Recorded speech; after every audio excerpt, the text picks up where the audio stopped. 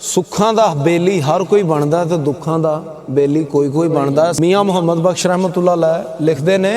ਕਿ ਸੁੱਖਾਂ ਐਸ਼ਾਂ ਮੌਜਾਂ ਅੰਦਰ ਹਰ ਕੋਈ ਯਾਰ ਕਹਾਂਦਾ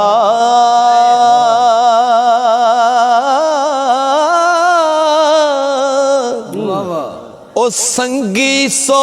जो तंगी तक के ते बने पंजाल दुखां दा दुखिए दी गल दुखिया जाने